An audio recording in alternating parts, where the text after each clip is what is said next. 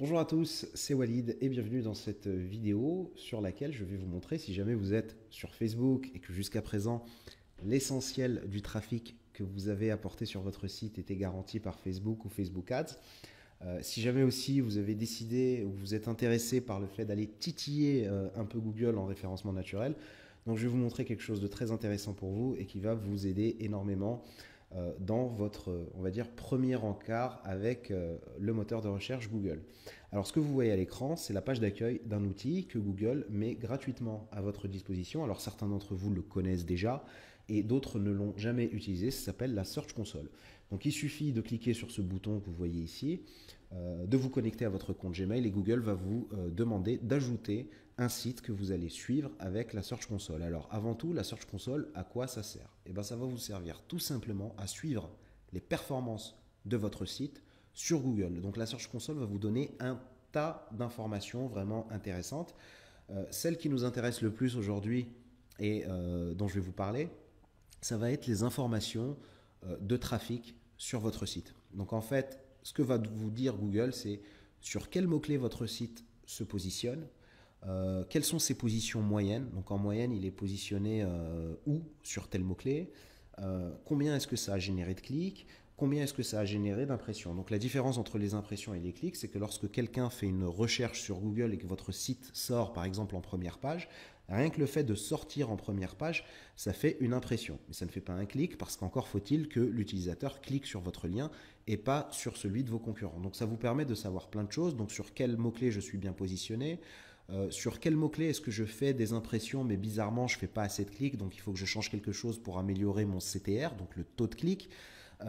Quels sont les mots-clés sur lesquels je suis positionné dans une zone qu'on peut appeler la zone grise, par exemple, entre la 5e et la 8e position. Ce sont des positions qui sont très intéressantes parce qu'on est déjà en première page, mais lorsqu'on a l'habitude de jouer avec Google, on sait que quand on n'est pas dans les première, deuxième, troisième position, eh ben, ce qui va nous rester, c'est les miettes. Certains me diront qu'elles sont toujours bonnes à prendre, mais honnêtement, si, quitte à faire du référencement Google, il faut aller dans les top positions pour générer du trafic. Et donc, on va pouvoir savoir sur quel mot-clé il nous suffit de faire des tout petits changements sur notre site pour gagner une, deux positions. Et lorsque vous êtes cinquième et que vous passez troisième sur Google, et bien en termes de taux de clic et donc de trafic, ça n'a absolument rien à voir. Alors pour l'exemple, je vais vous montrer directement ce que l'on peut voir dans la Search Console. Donc ici, on est dans l'analyse de la recherche pour un site qui s'appelle Femme Magazine. Donc en termes de trafic, c'est pas énorme, mais pour chauffer un pixel Facebook, par exemple, c'est tout simplement génial. Et donc voilà ici les informations qu'on a. Donc on peut avoir le nombre de clics, les impressions, le CTR, la position moyenne du site. On peut filtrer par type de requête, par page, par pays, par type d'appareil, par type de recherche, parce qu'il n'y a pas que la recherche web sur Google, il y a aussi la recherche image par exemple. On peut filtrer les dates, c'est-à-dire qu'on veut faire une analyse de performance. Donc par défaut, Google vous donne les 28 derniers jours. On peut faire une analyse de performance sur la dernière semaine. Et donc voilà, et tout ça de manière totalement gratuite, pardon. Donc ici on a une charte, c'est un graphique qui vous montre par exemple, donc voilà en vert on a c'est la position moyenne du site, en orange on voit le CTR moyen, donc le taux de clic moyen du site dans les cercles, le nombre d'impressions, donc le nombre de fois que le site a été vu sur Google. Alors a été vu sur Google, encore une fois, attention, c'est pas le nombre de clics, c'est le nombre de fois où il s'est affiché dans les résultats de Google. Et ici, on a le nombre de clics en bleu. Donc, par contre, ce qui va nous intéresser, c'est de descendre un petit peu plus bas ici pour voir voilà, les mots-clés qui apportent du trafic ou de la visibilité à ce site.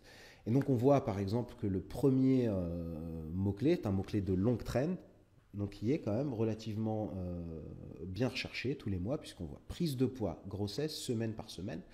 On voit que le site rank en moyenne à la 2,8, donc c'est en moyenne à la troisième position. Il y a un CTR de 38%, donc ce qui est quand même pas mal. 125 clics, et là c'est clair que améliorer mon positionnement, ne serait-ce que d'une position, ça va être énorme en termes d'augmentation du CTR. Maintenant, ce que je vous disais tout à l'heure, ce qui nous intéresse par exemple, ben, c'est toutes les positions, ou tous les mots-clés où on est dans la zone grise. Donc je vais aller à la page suivante, je vais dire à Google d'afficher voilà, 500 lignes, ce sera beaucoup mieux. Voilà, donc la zone grise, qu'est-ce que c'est? C'est la zone où on est, je ne sais pas si je vous l'ai dit, c'est la zone où on est positionné par exemple entre, on pourrait dire que c'est entre la quatrième page, entre la quatrième position, pardon, pas la quatrième page, donc on est en première page, donc entre la quatrième position et on va dire la huitième position. Donc voilà, entre la quatrième et la huitième position.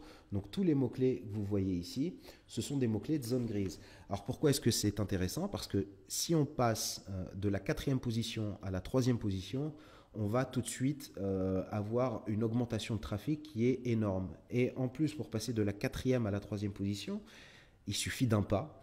Et donc, il suffit de faire des modifications mineures sur son site pour tout simplement améliorer en améliorant son contenu, pardon, pour monter plus vite sur Google. Donc des améliorations mineures sur son site, qu'est-ce que c'est? Alors ici, je vois évolution, prise de poids, grossesse. Donc je suis sixième en moyenne.